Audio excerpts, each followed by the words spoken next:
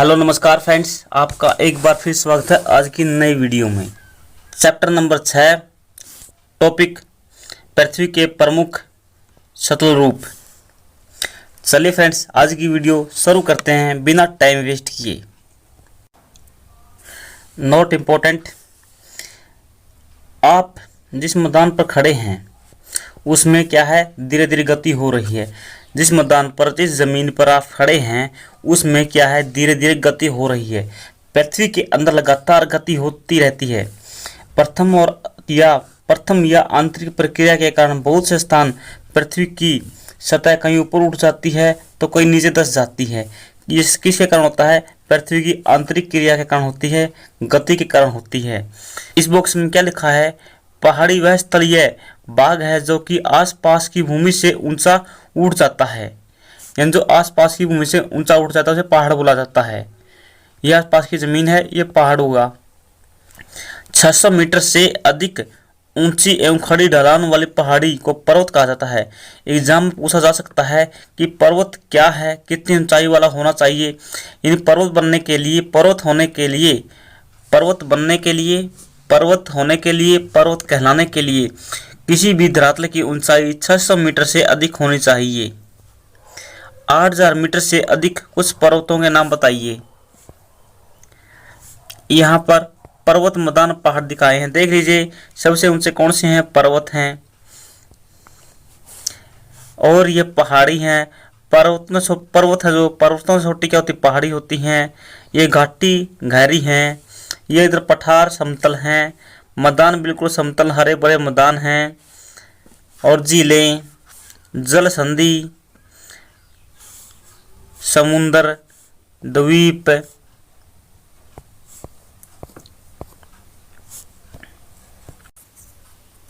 ऊपर हमने पृथ्वी की आंतरिक क्रिया के बारे में पढ़ा। यहाँ पर दूसरी क्रिया या बाह्य प्रक्रिया क्या है? सतल के लगातार बनने तथा एवं टूटने की प्रक्रिया है। पृथ्वी की सतह के टूटकर घिस जाने से को अपरदन कहते हैं। अपरदन की क्रिया के द्वारा सतह नीची हो जाती है। अपरदन के द्वारा जो सतह है वह नीची हो जाती है तथा निक्षेपण की प्रक्रिया के द्वारा इनका फिर से निर्माण होता है। निक्षेपण के द्वारा निर्माण होता है, अपरदन के द्वारा क्या होता है? घिस जाती है, नीची हो जाती है। यानी अपरदन विनाश करता है, निक्षेपण निर्माण करता है। इस प्रकार याद रख सकते हैं, निक्षेपण से नीचे निर्माण। बहता जल, वायु, बर्फ के द्वारा होती है। क्या होती है? निक्षेपण और अपरदन की प्रक्रिया। हम विभिन्न स्थल रूपों को उनकी ऊंचाई एवं ढाल के आधार पर पर्वत कह सकते हैं, पठार, मैदान कहते हैं। किसके आधार पर कहते हैं इनको? ऊंचाई और ढाल के आधार पर पर्वत, पठार, मैदान कहा जाता है। आगे है पर्वत।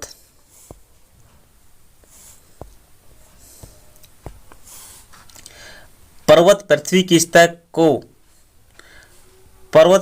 सतह की प्राकृतिक ऊंचाई है। यानी पर्वत है जो, और पृथ्वी की सतह की प्राकृतिक ऊंचाई है, यानी प्रकृति के द्वारा बनाई गई ऊंचाई है ये। पर्वत का शिखर छोटा तथा आधार चौड़ा होता है। पर्वत का शिखर कैसा होता है? छोटा होता है ऐसे, और आधार चौड़ा होता है ऐसे। आधार चौड़ा होता है, ये आधार होता है, और ये शिखर होता है। शिखर क्या होता है? छोटा होता है, आधार चौड़ा होता है। कुछ पहाड़ बादलों से भी ऊंचे होते हैं। कुछ पहाड़ तो बादलों से भी ऊंचे होते हैं। जैसे जैसे आप ऊंचाई पर जाएंगे तो जलवायु ठंडी होती जाएगी। यानी जैसे जैसे आप ऊंचाई पर जाएंगे वायुमंडल में या पहाड़ों पे, तो क्या होगा? जलवायु ठंडी होती जाएगी। इसीलिए पहाड़ों पर, पर्वतों पर बर्फ जमी रहती है। कुछ पर्वतों पर हमेशा जमी रहने वाली बर्फ की नदियां हैं। कुछ पहाड़ों पर हमेशा, इन्हें हिमानी कहा जाता है। यानी बर्फ की नदियों को क्या कहा जाता है? हिमानी कहा जाता है। कहाँ पर पाई जाती हैं? पर्वतों पर पाई जाती हैं। यहाँ कुछ ऐसे भी पर्वत हैं जो समुद्र के भीतर हैं। यानी हमारा समुद्र है जो, उनके भीतर भी क्या है? पर्वत पाए जाते हैं, जिन्हें आप नहीं देख सकते हैं। कठोर जलवायु होने के कारण पर्वतीय क्षेत्रों में बहुत कम लोग रहते हैं, यानी पर्वतों की कठोर जलवायु है, धरातल ऊबड़ खाबड़ है, इस कारण से वहाँ पर जनसंख्या बहुत कम पाई जाती है। वहाँ का धरातल खड़ी ढलानों वाला होता है, जहाँ कृषि योग्य भूमि की कमी होती है, यानी कृषि योग्य भूमि नहीं होती है। क्यों नहीं होती है? जो ढाल हैं वो खड़े होते हैं। पर्वत एक रेखा क्रम में भी व्यवस्थित हो सकते हैं। जो पर्वत हैं एक रेखा क्रम में भी हो सकते हैं, इसे श्रृंखला कहते हैं। जैसे पर्वतीय श्रृंखला बोला जाता है। देख लीजिए, इधर पर्वत कौन सा है? भूर प्रवृत्ति है। ये इधर वलित पर्वत है। वलित पर्वत का मतलब है जिस पर्वत में बल पड़ा हो।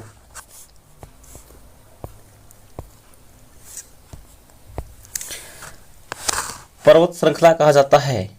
बहुत से पर्वतीय तंत्र समांतर श्रेणियां क्रम में होती हैं, सैकड़ों किलोमीटर में फैले होते हैं। हिमालय, आल्प्स तथा एंडीज क्रमशः एशिया, यूरोप, दक्षिण अमेरिका की पर्वतीय श्रृंखलाएं हैं। यानी एंडीज एशिया, यूरोप, दक्षिण अमेरिका की क्या है? पर्वत श्रृंखलाएं हैं। एंडीज किसकी है? हमने पहले पढ़ा था इससे पहले लेसन में। किसकी है? दक्षिण अमेरिका की है। एशिया में आपको पता है कौन सी है? हिमालय है। यूरोप में आल्प्स है। दक्षिण अमेरिका में एंडीज है। पर्वतों की ऊंचाई एवं आकार भिन्न भिन्न होते हैं। पर्वत कितने प्रकार के होते हैं? एग्जाम पूछा जा सकता है। पर्वत कितने प्रकार के हो सकते हैं? 3 प्रकार के। वलित पर्वत, वर्षोत्तन पर्वत, ज्वालामुखी पर्वत। हिमालय तथा आल्प्स कैसे पर्वत हैं? वलित पर्वत हैं। एग्जाम में पूछा जा सकता है हिमालय और आल्प्स कैसे पर्वत हैं? वलित पर्वत हैं, जिनकी ऊंचाई, सतह ऊबड़ खाबड़ तथा शीर्ष कैसे हैं? शंक्वाकार हैं। इनके जो सिरे हैं वो शंक्वाकार के हैं और आधार का चौड़ा है। भारत के अरावली श्रृंखला, भारत की तो अरावली पर्वत श्रृंखला है, विश्व की सबसे पुरानी वलित श्रृंखला है। विश्व की सबसे पुरानी पर्वत श्रृंखला कौन सी है? अरावली है। अरावली कहाँ पर है? भारत में है। अपरदन की प्रक्रिया के कारण यह श्रृंखला घिस गई है। अपरदन की प्रक्रिया के कारण यह श्रृंखला घिस गई है। कौन सी बात है? अरावली। अरावली श्रृंखलाएं अब बहुत नीची हो गई हैं घिसने के कारण। उत्तरी अमेरिका के अल्पेशियन, उत्तरी अमेरिका में अल्पेशियन हैं। और रूस में कौन से हैं? यूराल पर्वत हैं। यूराल पर्वत कहाँ पर है? रूस में है। यूरोप और रूस की सीमा पर हैं। एशिया और यूरोप की सीमा पर, या बोलो रूस और यूरोप की सीमा पे हैं। कौन से हैं? यूराल पर्वत। इनकी ऊंचाई कम है। जो यूराल पर्वत है इनकी ऊंचाई कम है। ये बहुत पुराने वलित हैं, लेकिन अरावली से पुराने नहीं हैं। विश्व की सबसे पुरानी पर्वत श्रृंखला कौन सी है? वलित है, वो भी कौन सी? अरावली। भारत के राजस्थान में है। जब बहुत बड़ा भाग टूट जाता है, ऊर्ध्वाधर रूप से विस्थापित हो जाता है, तो उसे वर्षोत्थान कहते हैं। ऊपर उठे हुए खंड के उत्खंड हार्स, नीचे धसे हुए खंड को द्रोणी बरस कहते हैं। यानी जो ऊपर उठ जाता है उसे उत्खंड बोला जाता है या हार्स्टर बोलते हैं, और जो नीचे धस जाता है वर्षोत्थान में उसे द्रोणी कहा जाता है या गार्बिन कहा जाता है।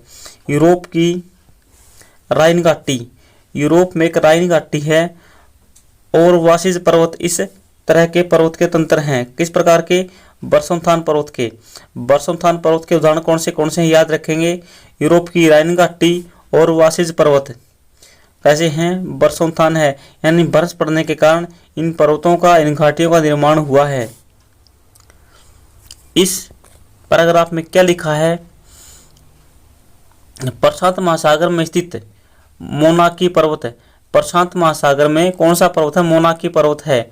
हवाई द्वीप पर, हवाई द्वीप है, हवाई द्वीप पर मोनाकी पर्वत है। कहाँ पर है? प्रशांत महासागर में है। सागरीय सतह के नीचे है, यानी समुद्र में है, सागर में है।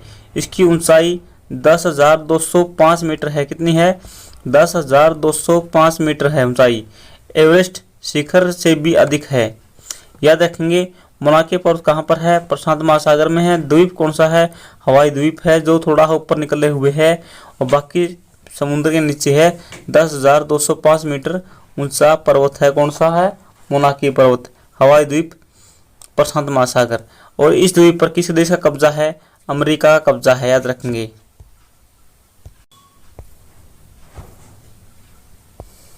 यहाँ पर बरसोथान पर्वत दिखाए गए, देख लीजिए।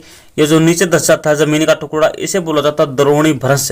और जो ये टुकड़ा ऊपर उठ जाते हैं इन्हें बोला जाता है उत्खंड भ्रंश। यानी ऊपर उठे हुए को उत्खंड भ्रंश, नीचे धसे हुए को द्रोणी भ्रंश बोला जाता है।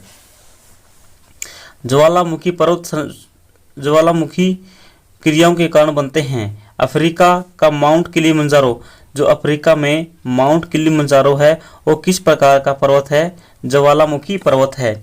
जापान का फ्यूजियामा इस प्रकार के पर्वतों के उदाहरण हैं। यानी जापान का फ्यूजियामा किस प्रकार का पर्वत है? ज्वालामुखी पर्वत है। ज्वालामुखी पर्वत कौन से हैं? किलिमंजारो कहाँ का? अफ्रीका का। और फ्यूजियामा कहाँ का है? जापान का। ज्वालामुखी पर्वत के उदाहरण हैं। पर्वत बहुत लाभदायक होते हैं। पर्वत जल के संग्रहगार होते हैं। यानी यहाँ पर जल का संग्रह होता है। कैसे होता है? बर्फ के रूप में होता है। बहुत सी नदियाँ पर्वत स्रोतों से निकलती हैं, हिमालयों में होते हैं। बहुत सी नदियों का स्रोत पर्वत होते हैं। कैसे होते हैं? हिमालयों से निकलती हैं जो नदियाँ, उनके जलाशयों के जल को लोगों द्वारा तक पहुँचा जाता है। जलाशयों के जल को लोगों तक पहुँचा जाता है। पर्वतों के जल का उपयोग सिंचाई के लिए, पनबिजली के लिए किया जाता है। नदी घाटियाँ तथा वेदिकाएं कृषि के लिए उपयुक्त होती हैं। जो नदी घाटियाँ होती हैं वहाँ पर कृषि की जाती है वेदिकाओं के रूप में। हमने पहले पढ़ा था वेदिकाएं क्या होती हैं। पर्वतों में अलग अलग प्रकार की वनस्पतियाँ, जीव जंतु पाए जाते हैं। वनों से हमें ईंधन, चारा, आश्रय तथा दूसरे उत्पाद प्राप्त होते हैं, जैसे गोंद, रेनिज। याद रखेंगे, गोंद और रेनिज किससे प्राप्त होता है? वनों से प्राप्त होता है, पेड़ों से प्राप्त होता है। सैलानियों के लिए पर्वतीय भाग उपयुक्त स्थान होते हैं। यानी सैलानी कौन होते हैं? जो पर्यटक हैं वो आते हैं पर्वतीय भागों में देखने के लिए। वे पर्वतों की यात्रा उनकी प्राकृतिक सुंदरता को देखने के लिए करते हैं। यानी जो पर्वत हैं उनकी यात्रा करते हैं, सैलानी लोग होते हैं प्राकृतिक सुंदरता देखने के लिए। विभिन्न प्रकार के खेल जैसे पैराग्लाइडिंग, हैंगलाइडिंग, रिवर राफ्टिंग तथा स्काइंग पर्वतों के प्रचलित खेल हैं। पर्वतों के खेल कौन से एग्जाम में पूछा जा सकता है? दोबारा से देखेंगे एक बार। पैराग्लाइडिंग, हैंगलाइडिंग, रिवर राफ्टिंग, स्कीइंग पर्वतों के प्रचलित खेल हैं। स्कीइंग। यहाँ पर कौन सा पर्वत दिखाया गया? ज्वालामुखी से निर्मित पर्वत दिखाया गया है। जो ज्वालामुखी पर्वत है क्या निकलता है? ज्वालामुखी जलवाष्प निकलती है, गैसें निकलती हैं, भाप निकलती हैं और क्या निकलती है? और अन्य सामग्री निकलती हैं। लावा जम रहा है, लावा बह रहा है।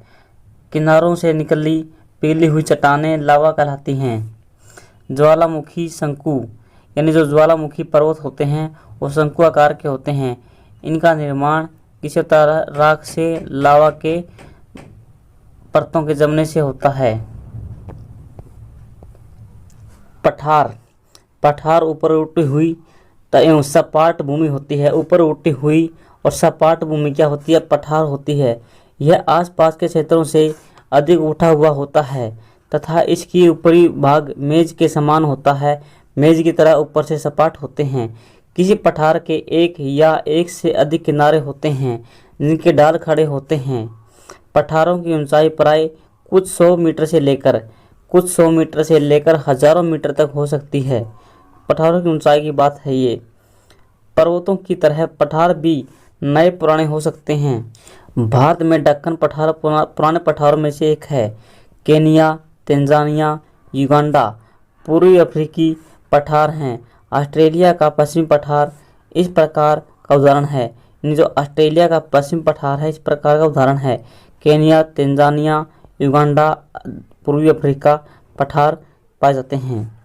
तिब्बत का पठार विश्व का सबसे ऊंचा पठार है। यहाँ से याद रखेंगे विश्व का सबसे ऊंचा पठार कौन सा है? तिब्बत का पठार है, जिसकी ऊंचाई कितनी है? समुद्र तल से 4000 से 6000 मीटर तक ऊंचाई है। ये जो तिब्बत का पठार है विश्व का सबसे ऊंचा पठार है। इसकी ऊंचाई कितनी है? 4000 मीटर से लेकर 6000 मीटर तक है। इसे क्या कहा जाता है? विश्व की छत भी कहा जाता है।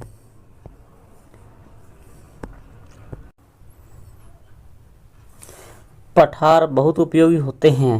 कैसे होते हैं? ये खनिजों के लिए भरपूर होते हैं। यानी पठारों में क्या पाए जाते हैं? खनिज पाए जाते हैं, याद रखेंगे। यही कारण है कि विश्व के बहुत से खनन क्षेत्र पठारी भागों में पाए जाते हैं। यानी विश्व के जो बहुत से पठार हैं उनमें खनन क्षेत्र पाए जाते हैं। अफ्रीका का पठार सोना के लिए प्रसिद्ध है। कौन सा स्थान है सोना के लिए प्रसिद्ध? जोहान्सबर्ग। दक्षिण अफ्रीका में हीरों के लिए किम्बरले खान बहुत अधिक प्रसिद्ध है।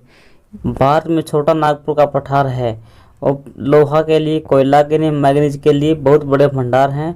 छोटा नागपुर पठार एक पठारी भाग है, भारत में है। पठारी क्षेत्रों में बहुत से जलप्रपात पाए जाते हैं क्योंकि यहाँ नदियाँ ऊंचाई से गिरती हैं। ऊंचे पर्वतों से नदियाँ गिरती हैं पठारी भागों में, तो यहाँ पर क्या बनते हैं? जलप्रपात बन जाते हैं। भारत में छोटा नागपुर पठार पर एक श्रवण रेखा नदी है। यहाँ पर हुंडरू जलप्रपात बनवाती है। श्रवण रेखा नदी यहाँ पर साक्षी नामक स्थान है जहाँ पर जमशेदपुर है। टाटा नामक सबसे पहले लोहा इस्पात संयंत्र लगाया गया था जिसे टिस्को कहा जाता है। इस टिस्को की स्थापना कब हुई थी? 1907 में की गई थी। श्रवण रेखा नदी, हुंडरू जलप्रपात, छोटा नागपुर पठार याद रखेंगे। कर्नाटक में जलप्रपात है। कर्नाटक में भी जलप्रपात है जिसका नाम क्या है? जोग जलप्रपात है। शरावती नदी पे है। शरावती नदी पे है जो भारत का सबसे ऊंचा जलप्रपात है। जोग जलप्रपात कर्नाटक में है, शरावती नदी पर।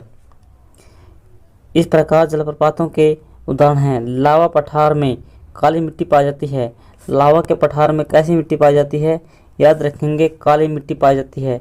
काली मिट्टी किसके लिए अच्छी होती है? कपास के लिए अच्छी होती है।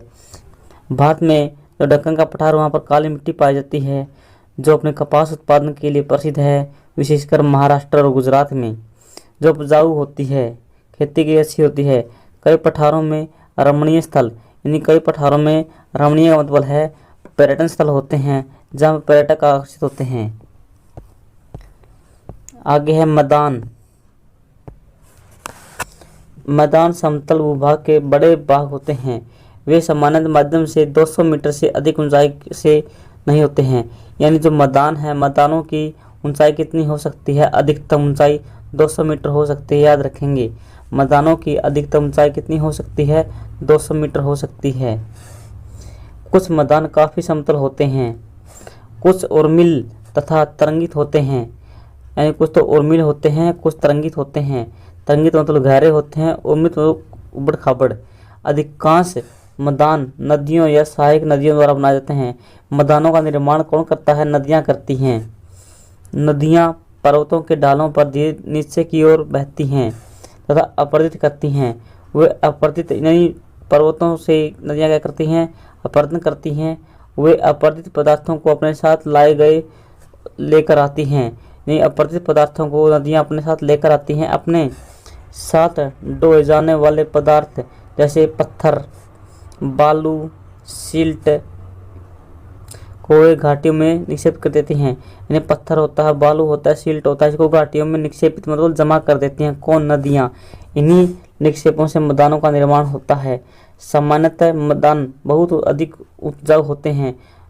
मैदान बहुत अधिक उपजाऊ होते हैं।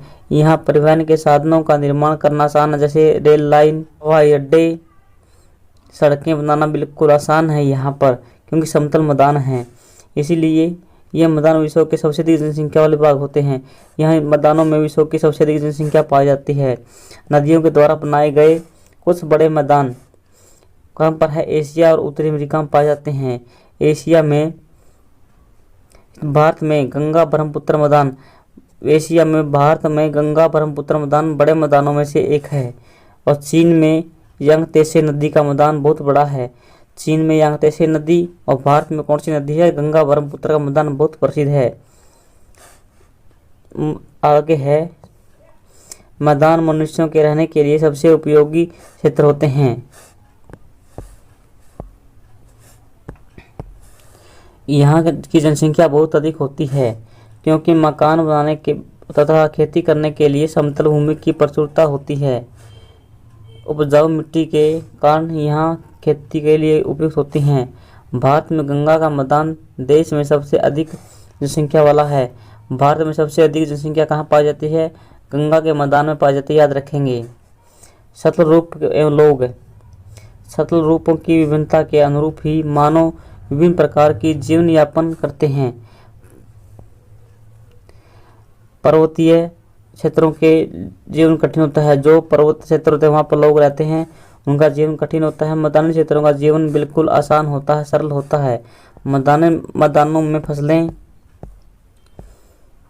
ये देख लिए मैदानी भागों में जो फसलें उगाई गई हैं, यहाँ पर ये गन्ना उगाया गया है। ये यहाँ पर नीम के वृक्ष दिखाई दे रहे हैं आपको। इधर धान लगाई जा रही है। कहाँ पर? मैदानी भागों में। कृषि करना, धान उगाना, पेड़ उगाना आसान है, घर बनाना आसान है, सड़कें बनाना आसान है। पर्वतीय क्षेत्रों की तुलना में अधिक आसान है मैदानी भागों में। विभिन्न प्रकार के सतल रूपों में रहने वाले लोगों के रहन सहन के तरीकों के कुछ अंतर होते हैं। क्या आप उनमें से कुछ अंतरों को बता सकते हैं? कभी प्राकृतिक आपदाएं जैसे भूकंप, ज्वालामुखी, तूफान, बाढ़ बहुत विनाश कर देते हैं। यानी प्राकृतिक आपदाएं हैं ये, ज्वालामुखी, भूकंप, तूफान, बाढ़। इन आकस्मिक घटनाओं के कारण, ये क्या है? सब आकस्मिक घटनाएं हैं। जागरूकता पैदा करके हम इनको कम कर सकते हैं। हम कितने तरीके से जल एवं स्थल का उपयोग कर मिला सकते हैं, इसका पता हमने अपने आसपास क्षेत्रों में लगा सकते हैं। प्राय हम सतल रूप का उपयोग गलत तरीके से करते हैं, जैसे उपजाऊ भूमि पर मकानों का निर्माण, यानी जो उपजाऊ भूमि है उस पर मकानों का निर्माण नहीं करना चाहिए। इसी प्रकार हम लोग कूड़ा किसी भी भूमि पर या पानी में फेंक देते हैं। यानी कूड़ा को उपजाऊ भूमि पर नहीं फेंकना चाहिए, न ही पानी में फेंकना चाहिए। इससे पानी गंदा होता है, भूमि प्रदूषण होता है। अरुणाचल प्रदेश, रस्सी से बना हुआ पुल। रस्सियों से बना हुआ पुल कहाँ पर है? भारत में अरुणाचल प्रदेश में है। Note important, note important.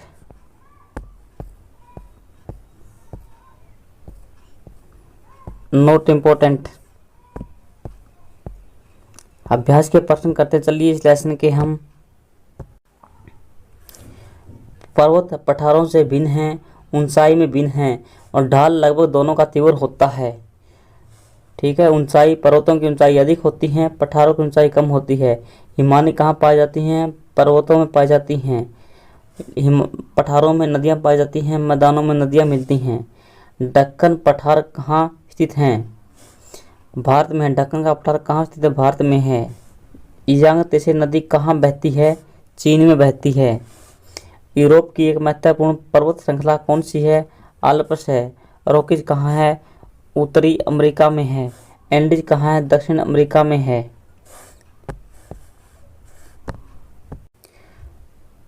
आपका समय बचाने के लिए खालिस्तान मैंने पहले ही भर दिए हैं।